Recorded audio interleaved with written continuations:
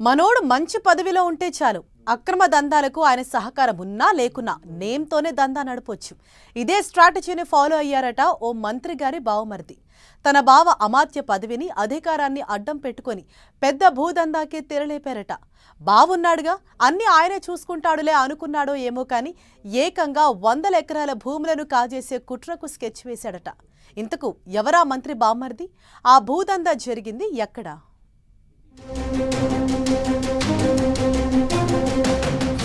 ఆ మంత్రి బావమరిది భూదందాకు తెరలేపారా? సింగూరు ప్రాజెక్టు ముంపు భూములకే ఎసరు పెట్టారా? దేవుడి ముసుగు తొడిగి పెద్ద స్కెచ్ వేసి బుక్కయ్యారా?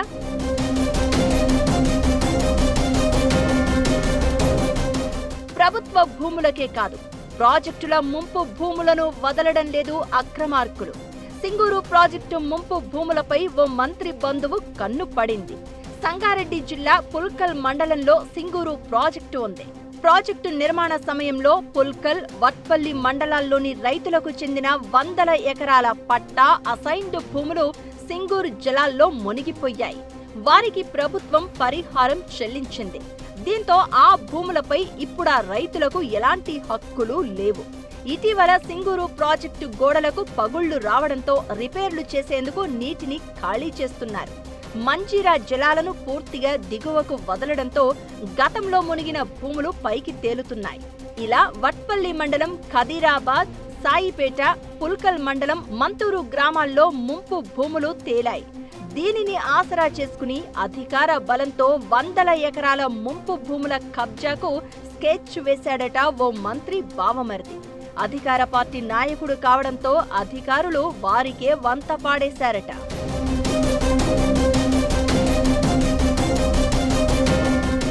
దీంతో గుట్టు విప్పేందుకు రంగంలోకి దిగారు బీఆర్ఎస్ నేతలు.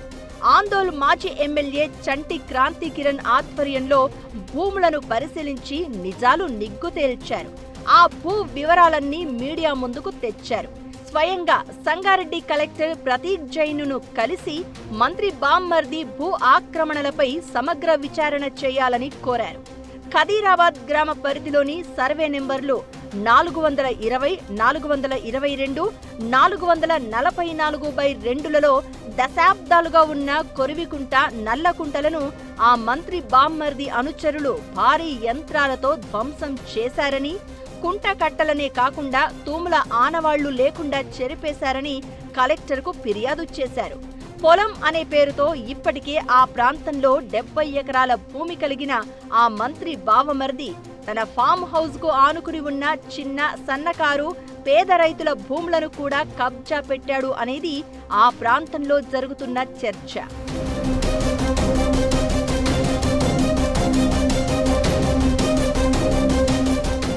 సింగూరు ప్రాజెక్టు పరిధిలోకి వచ్చే అత్యంత కీలకమైన ముంపు ప్రాంతాన్ని చదును చేసి అక్కడ టూరిజం రిసార్ట్ ఏర్పాటు చేసేందుకు కూడా పెద్ద స్కెచ్చే వేస్తున్నారు అంటున్నారు.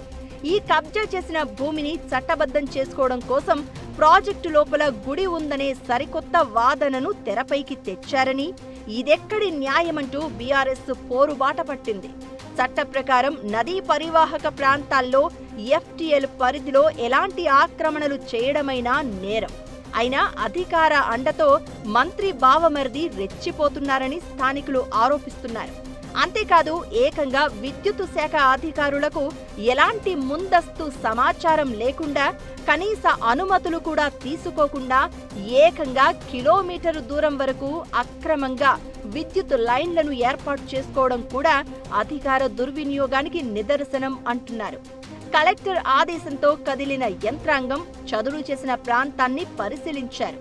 అయితే కబ్జా విషయాన్ని ఇప్పుడే చెప్పలేమంటూ అధికారులు మొహం చాటేయడం చర్చనీయాంశమవుతోంది. ఆక్రమణ ప్రాంతాన్ని పరిశీలించాక ముంపు భూములు కబ్జా చేసినట్లు ఆరోపణలు ఎదుర్కొంటున్న వ్యక్తి ఫామ్ హౌస్కే వెళ్లి అధికారులు లంచ్ చేయడం విమర్శలకు దారితీస్తోంది. దీంతో జిల్లా యంత్రాంగం రంగంలోకి దిగి నిజానిజాలు నిగ్గు తేల్చుతుందా? అధికార పార్టీ నేత కాబట్టి హడావిడి చేసి చేతులు దులుపుకుంటుందా అనేది వేచి చూడాలి మరి.